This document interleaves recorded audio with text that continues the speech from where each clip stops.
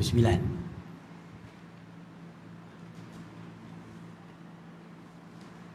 Lepas.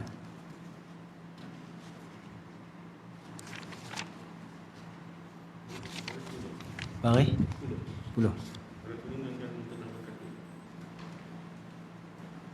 Imam Ghazali.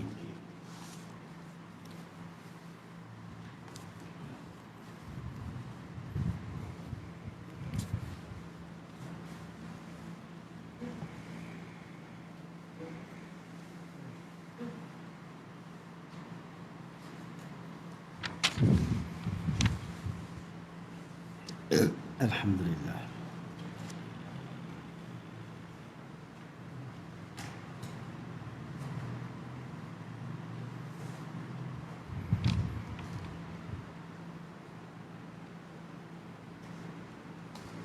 Allahu Akbar. Astaghfirullah. Assalamualaikum warahmatullahi wabarakatuh.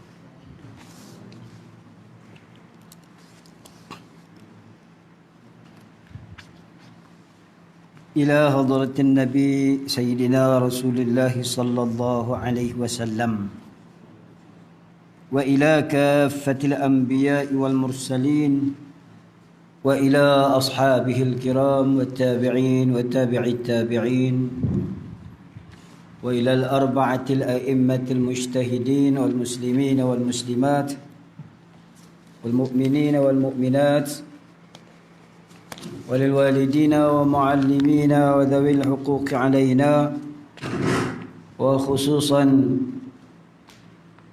إلى مؤلف هذا الكتاب شاء لله لنا ولهم الفاتحة. أعوذ بالله من الشيطان الرجيم. بسم الله الرحمن الرحيم. الحمد لله رب العالمين الرحمن الرحيم مالك يوم الدين. إياك نعبد وإياك نستعين. اهدنا الصراط المستقيم صراط الذين أنعمت عليهم غير المغضوب عليهم ولا الضالين آمين. بسم الله الرحمن الرحيم. الحمد لله رب العالمين والصلاة والسلام على سيد المرسلين سيدنا ومولانا محمد وعلى آله وصحبه أجمعين. اللهم صل وسلم وبارك على سيدنا محمد الفاتح لما أغلق والخاتم لما سبق ناصر الحق بالحق والهادي إلى صراطك المستقيم وعلى آله وصحبه حق قدره ومقداره العظيم. اللهم فقهنا فقها في الدين وافتح علينا فتوح العارفين واجعل أعمالنا خالصا لوجهك الكريم. اللهم ارزقنا فهم النبيين وحفظ المرسلين وإلهام الملائكة المقربين برحمتك يا أرحم الراحمين. اللهم أخرجنا من ظلمات الوهم وأكرمنا بنور العلم وافتح علينا أبواب فضلك وانشر علينا خزائن رحمتك برحمتك يا أرحم الراحمين. وصلى الله على سيدنا محمد وعلى آله وصحبه وسلم والحمد لله رب العالمين. قال رب اشرح لي صدري ويسر لي أمري واحلل عقدة من لساني يفقه قولي. سبحانك لا علم لنا إلا ما علمتنا إنك أنت العليم الحكيم. ولا حول ولا قوة إلا بالله العلي العظيم. ولا حول ولا قوة إلا بالله العلي العظيم ولا حول ولا قوة إلا بالله العلي العظيم أما بعد. قال الشيخ المؤلف رحمه الله ونفعنا به وبعلومه وبركاته في الدارين آمين. رب يسر ولا تعسر وتمم بالخير.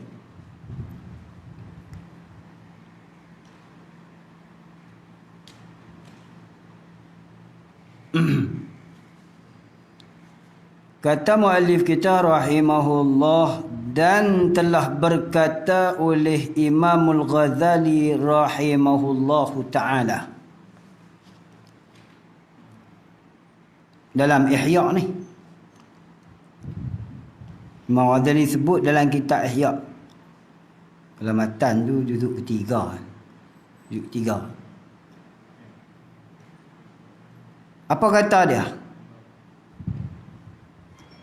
Bermula sabar atas kesusahan beristri dan kesakitannya. Kesakitan beristri itu, yang disakiti oleh istrinya, yang disakiti oleh istrinya itu, jawab dia, iaitu setengah daripada beberapa faedah berkahwin. Ni bercanggah dengan nafsu kita ni. Bercanggah dengan nafsu.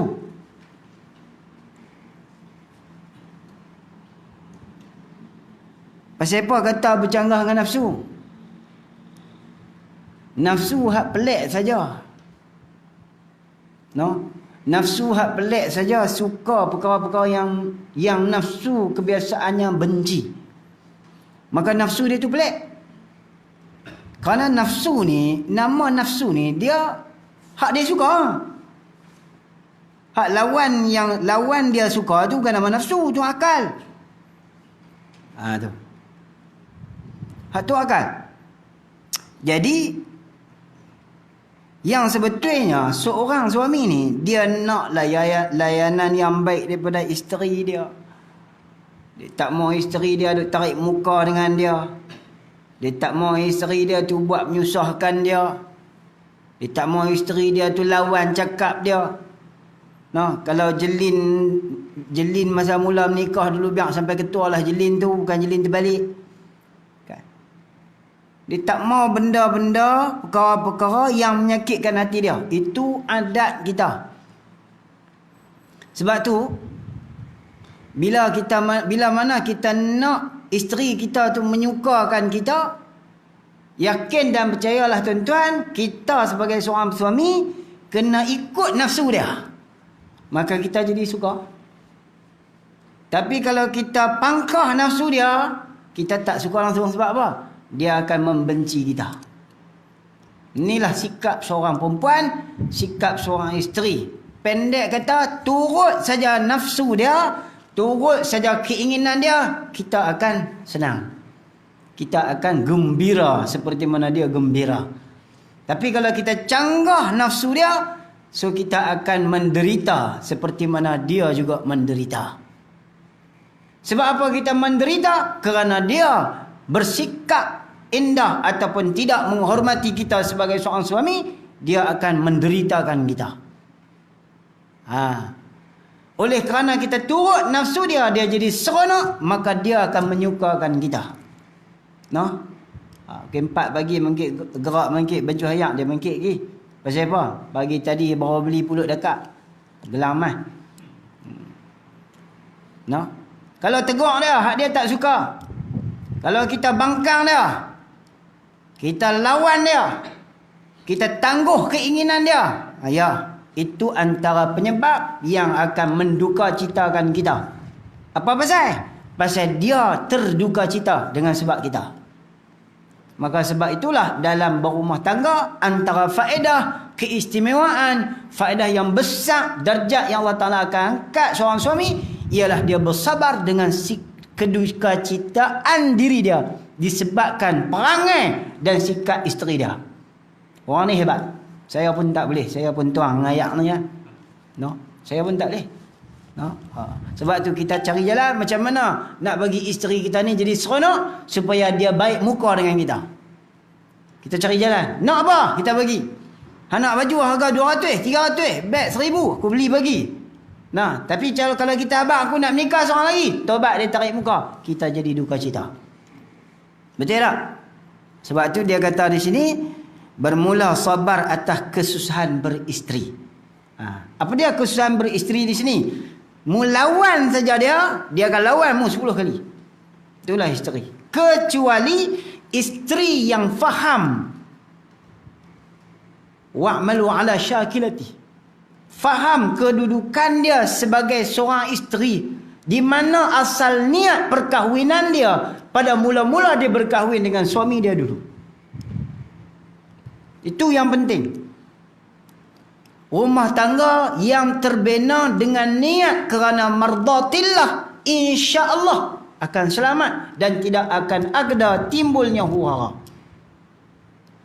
Rumah tangga yang terbina bukan hanya semata-mata kerana nafsu, bukan kerana semata-mata mawaddah warahmah, tapi dia dibina di atas redha Allah, maka rumah tangga itu akan bahagia. Allah kata mawaddah warahmah, yang tu bukan utama, tapi syarat utama ialah redha Allah. Kerana mawaddah warahmah itu datang kemudian. Mawaddah warahmah lagu mana kalau nya mati pucuk? Mawaddah warahmah lagu mana kalau kena penyakit yang melibatkan dengan kelamin suami isteri? Tak boleh timbul mawaddah warahmah.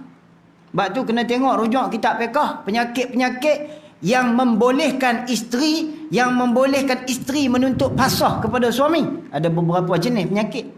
Antaranya ialah mati pucuk. Berapa banyak orang lelaki hari ni mati pucuk? Faham? Nak berubat, mai cari saya. Tu kempit. Kan? Tak sungguh. Sungguh tuan-tuan. Sungguh. Kadang-kadang orang lelaki ni dia tak ambil berat bab tu. Dia kena ambil berat. Yang tu dia berdosa dengan Allah Ta'ala dan dia berdosa dengan isteri dia. Bab tu. Jangan ingat tak apa, tak berdosa. Aku bagi makan pakai dah. Berdosa weh. Tu. Jadi mana-mana perkahwinan yang terbina di atas mardatillah, dia kunci awal. Aku terima nikahnya si Pulanah binti si Pulan dengan mas kahwinnya. Dalam hati ni kerana Allah Ta'ala, redha Allah Ta'ala. Suami isteri, redha Allah Ta'ala. Aku nak cari redha Allah. Sama-sama sah tu. Ikat langsung dah. Tambah redha Allah Ta'ala. InsyaAllah rumah tangga tu selamat.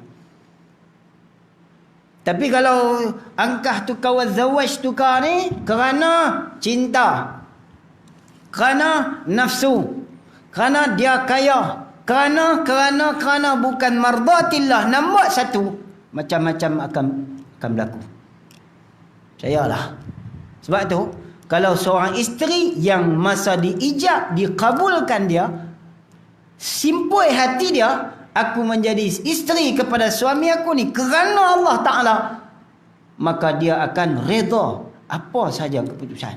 Suami dia tegur dia, suami dia bangkang cakap dia, suami dia itu ini, semua dia redha. Sebab apa? Mardatillah. Aku mendirikan hak suami aku dan tanggungjawab aku sebagai seorang isteri. Inilah Allah Ta'ala kata dalam Quran, wa'malu ala syakilati. Buat kerja atas tugas yang Allah Ta'ala tetapkan atas diri kamu. Kamu sebagai apa? Orang juru audit, dia tak boleh buat kerja lain. Orang akaun tak boleh buat kerja lain. Kerani mana boleh naik juru audit. Orang ikut buat malu ala syakilati. Buat kerja ikut masing-masing. Cumanya dalam rumah tangga, Allah Ta'ala tidak membebankan sepenuh urusan rumah tangga ke atas isteri. Sebab itu ada sunnahnya Nabi SAW. Bagaimana Rasulullah SAW berkhidmat di dalam rumah tangga dia. Makan, pakai, basuh, menghiburkan, itu bukan setakat tu saja. Berlambak yang Rasulullah ajak dekat kita. Jadi lagu mana hak Imam Ghazali kata di sini ni memang betul lah. Memang betul lah. Tok guru saya kata, kamu nak rasa kesakitan beristeri, maka beristerilah. Kecuali seseorang yang Allah Ta'ala anugerahkan dia seorang isteri yang redha Allah. Maka orang tu dia akan mendapat 2 syurga di dalam rumah tangga. Apa dia? Bukan 2 syurga dalam waliman khafa maqama rabbih jannatan, tu cerita lain. 2 syurga dalam rumah tangga. Yang pertama, isteri dia tu syurga dia. Yang kedua, isteri dia menyenangkan hati dia. Bukan semua orang dapat. Kadang-kadang bukan ustaz dapat hak ni. Ustaz mampu tak dapat. Kan? Di ujian tu lebih berlipat 10 kali ganda. Ada semua tu tengok mudah bukan ustaz pun. Awak mudah sangat Aku ni merhatik putih tali tasbih haram tak boleh ni. Fetua macam-macam buat belakang tak boleh. Ini muafakat dengan ketentuan Allah. Itu kata kena redha. Sabar di atas kesakitan, kesusahan beristeri. Tu yang disakiti oleh isterinya itu. Bukan apa dia tu? Iaitu setengah daripada beberapa faedah berkahwin. Kok mana Imam Ghazali kata faedah? Padahal kita ni jenuh tak sanggup tahan hati, tahan marah, tahan macam-macam. Tapi Imam Ghazali kata itulah faedah berkahwin.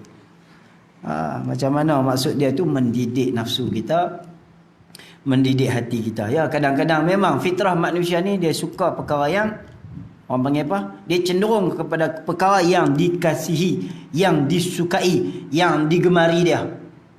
Mana ada nafsu suka orang bangkang dia? Kan? Mana ada nafsu suka orang bangkang dia? Sebab tu perempuan ni terbina di atas nafsu. Dia tu terbina di atas nafsu. Cuba bangkang. Cuba bangkang. Lepas itu musim kenuri kan? Baru ni musim kenuri. Menikah tak sangka. Kenuri raya ketiga, raya kedua, kenuri rata. Ni raya pertama ada orang menikah. Raya pertama, petang raya pertama tu menikah dah. Anak menekan saya seorang nikah. Nikah raya pertama. Tak apalah. Menikah tak sangka. Lepas tu nak pergi bulan madu. Nak menang kat suami kan, nak menang kat isteri ya. Nak pergi taman, isteri kata jom pergi Pulau Tioman. Suami kata kita pergi pondok lah senang. Ada nak boleh turut? Tak boleh. Calang-calang kaki ya, nak menang pun. Yang banyaknya kalah. Kalau awal kalah angin, mu sampai ke matilah mu kalah angin. Sampai ke matilah kalah angin. Sebab tu ulama apa nama siapa? Sayyidina Ali kah Sayyidina apa tu kata, kita kepak keinginan dia, nafsu dia, itu adalah keberkatan. Kepak keinginan dia, patahkan keinginan dia. Jom bang kita pergi Jaya hari ni. Esok boleh tak? Jom lah hari ni, esok ada kerja lain. Tak apa esok lah, kita ajah hari lepas ya, kita pergi esok. Tu kepak dia. Tapi kalau duduk turut ya, bagi habis ya. Ya betul. Cuba turut. Cuba turut 100 kali turut, sekali pangkah ya. Saya buat dah. 100 kali turut, sekali pangkah. Pangkah menungin. Tak kira lah bini ada apa-apa pun sama ya. Kecuali bini yang bersuami redha Allah. Dia cari redha Allah. InsyaAllah. Hak ni 1001 lah no. 1001. Untuk guru pun payah dapat ni. Puas meratik ya tu guru pun. Baik. Kemudian katanya lagi, tetapi tiada dapat manfaat dengan dia. Tengoklah. Tiada dapat manfaat dengan dia, dengan faedah berkahwin tu, melainkan salah suatu daripada 2 lelaki. Melainkan salah suatu daripada 2 lelaki. Apa dia? Iaitu ada kalanya lelaki yang diqasadnya itu akan memerangi hawa nafsunya. Satu, aku tak apa, aku boleh bini guna, tak apa. Aku nak tundukkan nafsu aku ni. Bini hantam aku ke, bini marah aku ke, maki aku, tak apa, aku buat gina, tak apa. Aku nak lawan nafsu aku. Tu satu. Dan melawani akan dia nafsu. Dia nak perang nafsu dia nak lawan nafsu dia nak tundukkan nafsu dia. Lagu mana cara? Lagu dia beristeri. Bukan tunduk nafsu, perang nafsu, lawan nafsu ni tunduk ke bini, bukan. Bukan maksud dia kena tunduk ke bini, maksud tunduk nafsu, bukan. Bukan suruh tunduk ke bini. Tapi dengan menahan kesakitan itu. Tu. Dan lagi ia lelaki-lelaki tu hendak menyucikan akan perangai. Apa dia perangai? Kelakuan, sifat-sifat yang kejahatan di dalam hati. Hati lelaki-lelaki tu. Apa dia? Suka dipuji, suka itu, suka ini. Orang mau dilayan, tak mau dihentak, tak mau tu dia lawan semua tu. Yang dia qasak itu akan perangai yang kejahatan di dalam hati. Maka sabar ia atas kesakitan berkahwin. Dia sabar. Macam cerita hak lepas kan lah. Cerita hak lepas pun tak tahan dia lah kali cerai lah dengan bini dia. Ada seorang wali Allah tu. Boleh bini ni kerja hentam dia ya. Pagi, petang, siang, malam. Tak pernah elok lagi. Kemarin saya terbaca satu kenyataan dalam Facebook. 2-3 kali naik. Mula kawan saya seorang share. Lepas tu naik lagi. Lepas tu naik lagi. Tak tahulah sama ada share. Isteri ni, ya Allah. Tak tahulah no. Isteri ni, siapa dia? Hero dia. Suami dia lah. Jadi, suami dia di hadapan dia tu seorang raja. Seorang isteri ni mesti berperasaan dengan suami dia. Suami aku ni raja aku. Panglima aku, pahlawan gagah aku. Walaupun suami dia tu perut boroi. Pahlawan mana ada perut boroi? Dia kena anggap lagu tu. Suami aku ni adalah segala-galanya untuk aku. Yang Allah Ta'ala bagi hantar mai kat aku. Inilah suami aku. Hero aku. Apa saja dia kata, walaupun macam tak berapa nak masuk akal, anggaplah itu permata yang bernilai untuk dia. Jangan sesekali seorang isteri memperlekehkan suami, memandang lekeh pada suami, tak respect dekat suami, habis hubungan dalam rumah tangga. Banyak isteri macam tu lah ni. No? Kadang-kadang suami pergi mengaji, balik main duk cerita hukum. Haram sepatah dia tak dengar. Dia boleh duk pergi share orang lain ni. Betul tak? Entah betul ke tak ada pergi share tu. Saya cukup hangin dalam bak ni. Dia pergi share ustaz lain lagi tu. No? Betul tak? Dia kena, kita pergi mengaji. Kita balik pergi mengaji, kita balik abang lah gini kat bini kita lah gini.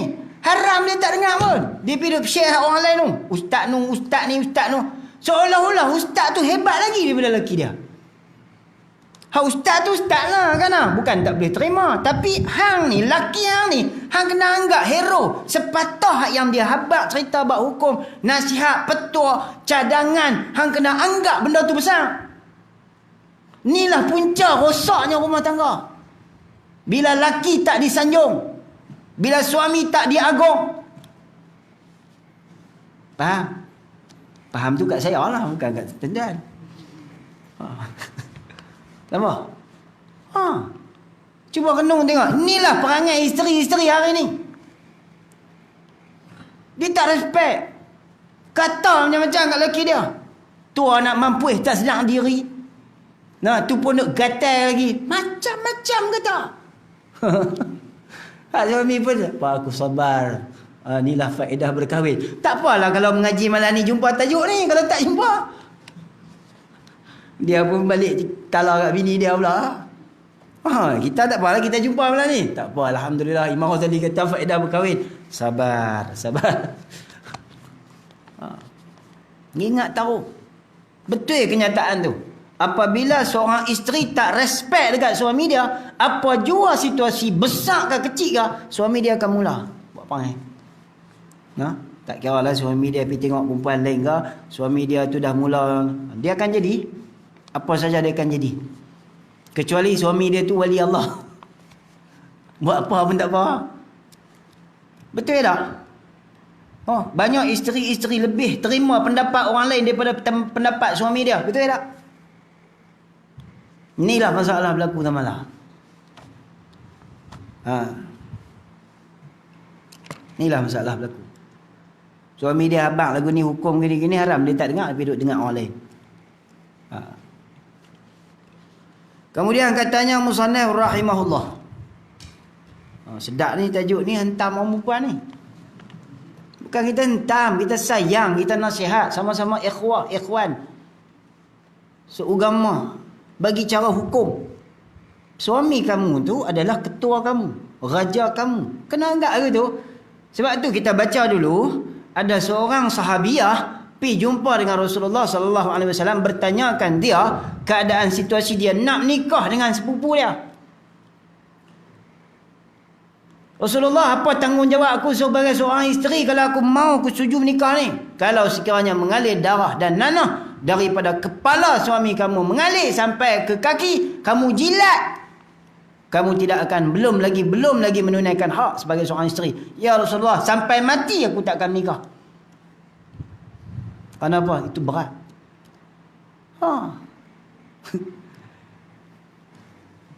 Ni banding-banding pula tu. Membanding-bandingkan. Oh, ni lagi paling bodoh. Tengok orang depa orang tukar kereta pula orang. Tengok laki dia tu, tengok mari beli dah pulut dakak, hari ni bantai dakak pula beli. Yang bini laki dia tu tak ada apa kan dah. Jenuh kisahlah buat overtime, pecah tulang belakang. Sebab tu kata pepatah, farhu syahrin kasru zahrin husnu dahrin tu. Nikah ni seronok sebulan, pecah tulang belakang, duka cita selamanya. Tu jenis macam mana? Jenis boleh bini yang tak masuk neraka lagi, serba neraka dah. Boleh tak itu? Boleh tak? Jenis boleh isteri yang tak masuk neraka lagi, serba neraka dah. Farhu syahrin, seronok sebulan. Lepas tu kasru zahrin, pecah belakang. Nak kena turut dia belakang. Husnu dahrin, duka cita. Laitas syabab ya'udu yawman. Wahai hari muda aku, baliklah mai sehari. Tak boleh buat apa dah. Kena buka tajuk ni lah, muka surat 28. Pujuk hati, ingat apa Imam Ghazali kata, sabar. Begitu. InsyaAllah selamat kita. Kita akan jadi menang. Sebab tu Allah Ta'ala bagi kuasa talak dekat suami. Kemarin saya dengar satu istilah yang tak betul. Tapi tak apalah, saya pun tak bengkang apa lah. Ada ketika juga, ada ketika, ya memang hak suami menceraikan isteri, bukan isteri menceraikan suami. Tapi dia kata ada ketika suami, isteri juga ada hak untuk menceraikan suami. Apa dia? Fasakh. Tinggal saya tak jawab ya. Kalau saya jawab ramai. Ada berapa sebab isteri boleh tuntut fasakh? Dan hakim yang adil mesti berhukum di atas kenyataan mengikut kitab para alim ulama, keputusan alim ulama. Kalau pasal cemburu, hang tak boleh tuntut fasakh. Cemburu, pasal apa hang nak tuntut fasakh? Saya isteri nombor 3, suami saya melebihkan kasih sayang di atas isteri yang pertama, kedua. Saya isteri nombor 3, dia buat halal balai. Okey, halal balai tu macam mana? Hang Yakub perasaan kot. Awak, suami hang ni mati pucuk ke? Suami hang ni tampang hang ke? Tabuh hang ke? Suami hang ni sepak tendang hang ke? Suami hang ni tak bagi makan ke darah kat hang ke? Tak, itu semua ada. Habis itu pasal apa? Saya terasa hati. Lantak hang lah. Hakim kena kata lagu tu. Tak ada hak untuk bagi fasakh. No? Tuntut fasakh. Tak ada hak. Tapi kalau kata suami itu bersetuju, itu cerita lain. Ni dia nak naik pasal nak minta naik turun mahkamah. Tak boleh. Tak ada sebab. Bila tak ada sebab, tak boleh. Hak suami. Bukan boleh turut nafsu dia. Tetapi perkahwinan bukan perkara yang luar biasa dan luar batasan agama, bukan. Dia perkara yang diharuskan syarak kerana membaikkan keadaan. Betul kataan kemarin yang saya dengar, kadang-kadang atau ada ketika seorang isteri dia boleh membina syurga untuk diri dia, jangan dia membiarkan neraka untuk dia. Sebab apa? Kalau sampai satu peringkat dia dah tak tahan dan menderhakai suami dia. Itu cerita lain pula. Dia boleh bina syurga balik untuk diri dia. Maka kena ada tasamuh, kena ada bertimbang rasa di antara dua belah pihak. Benda ni berlaku. Banyak hari-hari berlaku. Kalau bab pendaftar nikah tu memang teruklah duk melayan bab ni. Tambah-tambah perkahwinan yang hanya dibina atas dasar cinta, kasih sayang, Facebook, Instagram. Nah, ilmu sikit abut tak ada. Memang akan jadi.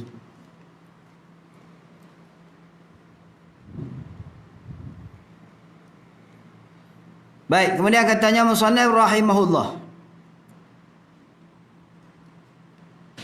Maka sabar ia atas kesakitan berkahwin dan kesusahan itu sampai berkahwin. Jadi jalan di dalam memerangi nafsunya lelaki dan dapat suci hatinya. Hati seorang lelaki, suami tadi lah, dengan dia, dengan perangai isteri dia yang memerangi nafsu dia tadi, dan jadi perangai dengan dia maknanya, dan jadi perangai dia tu maknanya, dan sampai dia boleh jadi sebati dengan dia. Maknanya dia boleh jadi orang yang boleh tahan dengan jolokan nafsu dia. Dia boleh tahan. Oh, hebat orang ni. Hebat orang ni. No? Orang jenis ni boleh menikah 4. Kalau dia sampai ke tahap lagu ni dia boleh beristeri 4. Maknanya dia lepas pantang. Kalau dia patah balik pergi ke isteri dia tak boleh menikah 4. Dia tak boleh menikah lebih daripada 1. Sebab apa? Sebab dia tak lepas pantang. Sebab remau betina ni, orang panggil apa, remau akak. Remau akak ni kalau buat tak layan dekat dia, lama-lama dia buat tak tahu itu.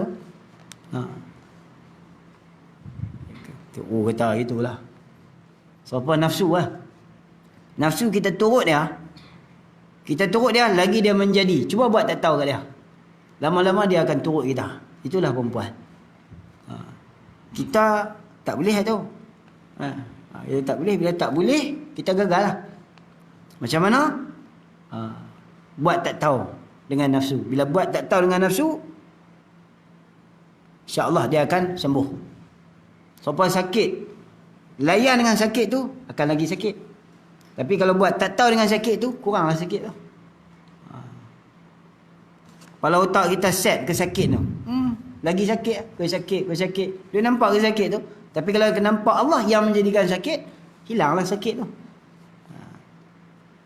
Dan ada kalanya lelaki yang ada ia daripada orang yang berbuat ibadat yang zahir jua. Ini dia bagi petua. Seperti sembahyang dan naik haji dan lainnya daripada segala ibadat yang sunat, padahalnya tiada baginya laki-laki itu jalan dengan ibadat yang batin, dan baginya gerak dengan berfikir dan dengan cita-cita hatinya, dan hanyalah ada amalnya itu, iaitu amal anggota, dengan mengerjakan sembahyang atau naik haji atau perang sabilillah atau lainnya daripada segala ibadat yang zahir. Maka amalnya, ni baru jawab ni, jauh mana lah. Maka amalnya bagi ahlinya dan anyaknya dengan berusaha menghasilkan rezeki yang halal bagi mereka itu. Apa maksud dia?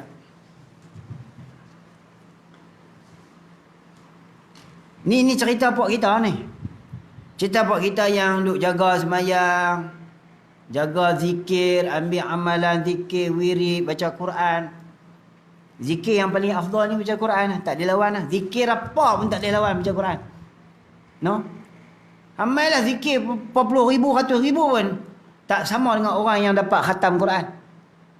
3-4 kali hari sekali khatam Quran, 3-4 hari sekali khatam Quran. Ambuh bilah zikir apa pun, maka Quran lah yang paling afdal. Tapi kita ni pasal apa? Payah sangat nak baca Quran. Boleh sejam lah mengantuk. Tidak pun tak ada sejam lah, habis satu muka surat sakit belakang dulu. Sakit orang belakang, boleh satu muka surat lah. Sebab itulah kita pujuk hati kita dengan zikir. Kerana zikir ni bila-bila masa saja. Bawa kereta boleh, ada wuduk ke, tak ada wuduk ke, sambil sembang dengan orang pun hati kita boleh berzikir. Waktu kita duduk bersendirian pun boleh berzikir. Berarti ya Allah Ta'ala masih lagi sediakan kepada kita alwanul ibadah, kepelbagaian amal ibadat untuk kita dekat diri dengan Allah. Orang yang boleh baca Quran, dia boleh duduk terlepak tu sampai dia sehari dia baca Quran, orang tu hebat. Hebat. Baca Quran, baca Quran sampai 3-4 kali hari khatam. Tak pergi mana? Orang tajrid tak apalah buat lagu tu. Kita buat lagu tu pakai anak bini tak makan.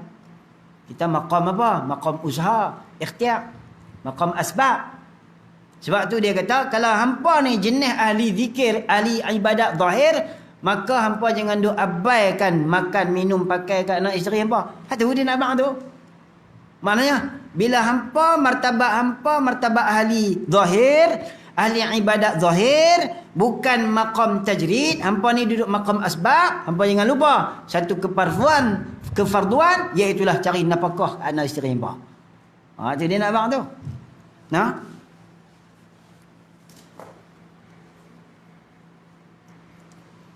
Semayang, naik haji, lainnya segala amal ibadat yang sunat, padahalnya tiada baginya jalan ibadat yang batin. Apa dia maksud ibadat yang batin ni? Ibadat kesufian. Maknanya zikir-zikir khas. Zikir-zikir tariqat. Dia dididik dalam jalanan tariqat. Didikan rohani daripada guru dia. Dia tak gaduh nak sibuk suluk. Tak gaduh nak sibuk orang panggil apa, zuhud, tak kena nak sibuk dengan amalan-amalan batin ni. Maka orang yang ahli zahir ni, ahli ibadat zahir ni, dengan buat amalan fardu dan sunat ni, lepas tu jangan lupa satu lagi dia kata, gunalah otak hati untuk berfikir membaik dan membaikkan akan amalan fardu zahir dia tadi, sunat zahir dia tadi. Tu. Jangan lupa. Maknanya kena perbaiki, kena bagi elok, kena bagi mulia. Tu dia kata dengan berfikir dan dengan cita-cita hatinya, dan hanyalah dengan cita-cita hatinya, dan hanyalah ada amalnya itu, iaitu apa dia? Amal anggota. Amal anggota. Anggota ke engkau? Hak Melayu dia tulis apa? Anggota ke engkau? Engkau kan? Dan hanyalah ada amalnya itu, iaitu amal anggota. Dengan anggota tu bukan engkau. La'alla sawab dia gitu. As-sawab dia, mudah-mudahan maksud musannaf yang betulnya ialah anggota. Amal anggota lah, maknanya sembahyang kita zahir ni. Dengan mengerjakan sembahyang atau naik haji atau perang sabil atau lainnya daripada segala amal ibadat yang zahir. Hak tu hak dia. Maknanya passion seorang suami dalam dia nak jaga, dalam dia jadi ketua keluarga dia kena buat tu. Sembahyang, puasa, zikir, mengaji, baca Quran. Lepas tu maka amalnya bagi ahlinya dan anaknya. Ahlinya tu maksud isteri dia. Apa pekerjaan dia dengan ahli keluarga dia macam mana? Tadi pekerjaan dia dalam ibadat dengan Allah, hubungan dia dengan Allah. Ni hubungan dia dengan ahli dia macam mana? Kita ada bagi masa tak? Ni kena bagi masa ni. Saya pun ada tutup guru duk tegur dulu kan. Kena bagi masa lah sikit kita dengan Allah Ta'ala. Ambil lah sehari 2 jam ke. Jangan duk kalut dengan anak-anak. Ni sepenuh masa celak mata sampai tidur. Kalut dengan anak-anak. Kalut dengan bini, kalut dengan anak. Hang ada masa tak dengan Tuhan? Maksud dia, hang kena ambil masa sejam, 2 jam untuk hang duduk dengan Tuhan. Maksud dia apa? Bersendirian. Sebab tu, kalau Tok Guru ni dia ada satu bilik khas untuk dia duduk. Orang lain tak boleh masuk dalam bilik tu. Dia duduk dalam bilik tu nak istighfar ke, nak merenung, minta petunjuk Allah, baca Quran, zikir, bilik suluk nama dia. Dan kita pun kena ada lagu tu. Isteri pun kena faham. Anak-anak pun kena faham. Bagilah masa dekat suami untuk dia duduk dengan Allah Ta'ala. Minta petunjuk. Tu. Dengan tengah duduk marah, pergi duduk dalam bilik tu. Lega. Duduk. Jangan masuk lena. Masuk lena. Masuk lena pun boleh gagah. Maka amalnya bagi ahlinya dan anaknya, apa dia? Dengan berusaha menghasilkan rezeki yang halal bagi mereka itu. Inilah kerja lelaki. Bukan berkepit dengan bini 24 jam. Ini kerja lelaki. Dan berdiri dengan menterbiahkan mereka itu. Ini dia kerja lelaki. Ni bini nak tengok TV, kenal lelaki teman. Kali-kali tengok lelaki tak ada, telefon langsung, bang duduk tang mana? Kacau Bukan 24 jam kena duduk dengan apa? Apa? Tadi petang ada orang tanya saya. Cerita habis ya tau. Ada seorang perempuan. Dia minta tolong saya carikan seorang untuk kawan dia.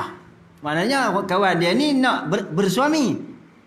Siapa nak bolehlah mai cari jumpa saya lah. Kan? Kita cerita baguslah. Saya kata aku ni, saya boleh tolong cari. Masalah cari kat siapa tu jangan tanya. Kat saya ke kat siapa ke, jangan tanya. Tapi syarat dia redha Allah tu nombor satu. Saya tanya dia, apa pasal yang hang nak nikah? Sedangkan umur hang ni dah sayuk. Kan? Umur pun agak-agak sayuk jugalah kan. Orang perempuan ni selalunya kalau 35 naik pergi ke 40 tu, kalau lelaki mati ni, ada setengah tu yang dia mikir, ada setengah tu dia tak mau dah. Saya cerita betul lah. Kita pun jenis betul ya. Jenis betul. Cerita lagi betul lah. Tujuan yang gini-gini. Dia kata mungkin dia sunyi kot. Mungkin dia penat lah. Kalau hang penat, hang nak bawa penat hang tu buah atas kepala suami hang lah. Hang nak kongsikan penat hang tu atas kepala suami hang. Hak tu tak boleh. Itu bukan niat dia. Akan jadi kacau rumah tangga gitu. Apa tujuan hang nak menikah? Tujuan aku nak menikah ni kerana Allah Ta'ala. Kerana mawaddah warahmah. Boleh.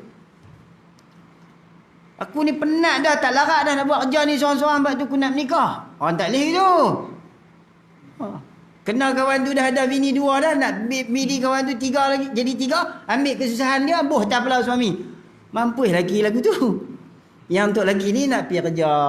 Nak pergi cari makan. Nak pergi buat bisnes. Fikir nak belah. Nak bini tarbiah lagi. Didik lagi. Nak fikir tambah 4 lagi. Dah pukul 3 kan lah. Fikir tambah 4 lagi. Jadi tak boleh buat itu. Dia kena apa? Kena pasang niat bagi betul. Pasang niat bagi betul. Orang perempuan pun. Ni kalau nikah ya. Sayuk dah kita ni. Kalau ikutnya tak boleh kan. Kena berhenti dah. Awak tak habak. Ni jam utara ni. Azan utara bunyi. Wallahu alam. Kita baca probih pelenggan ni. Maka amalnya bagi ahlinya. Dan anak ni. Tali ni memang kena highlight ni. Kena tanda betul. Kena bagi dia faham ni. Apa seorang suami dia mesti ada masa dengan Allah Ta'ala. Kenapa? Tugas dia, amal ibadat dia, didikan dia, dia kena pergi mengaji, dia kena balik ajak isteri. Sebab tu suami dia mesti kena ada usrah dengan isteri-isteri dia. Tak kira lah isteri ke, isteri-isteri ke, dia kena mesti ada usrah. Usrah ni apa? Sebulan 2 kali dia mesti dia jadi tenaga pengajak dekat isteri dia. Tu. Dia sendiri baca kitab, ajak di usrah. Ajak hukum, bina rumah tangga. Kemudian katanya lagi, dengan berusaha menghasilkan rezeki yang halal bagi mereka itu ahli, dan ahlinya tu maknanya isteri, dan berdiri dengan mentarbiahkan mereka itu. Nampak nak ajak adab, ajang agama, serta sabar ia akan usaha yang demikian itu. Kena ajang, kena sabar, iaitu terlebih afdal daripada berbuat segala ibadat yang lazim bagi badan yang tidak berlaku kebajikan itu kepada yang lain. Maknanya lain daripada berkahwin. Ni berat amalan ini dan besar ganjaran dia. Kalau kita semayang sekalipun, yang ni besar. Sabar atas kesakitan, kesusahan mendidik anak-anak, cari makan, pahala dia cukup besar. No? Setengah tu dia gila nak semayang, tinggal bini. Ngarut gitu. Gila nak semayang, tinggal anak bini, tak boleh. Bukan tabligh, bukan saya kata tabligh, bukan. Saya salah faham pula. Dia tinggal kefarduan, tak boleh. No? Jangan tinggal fardu.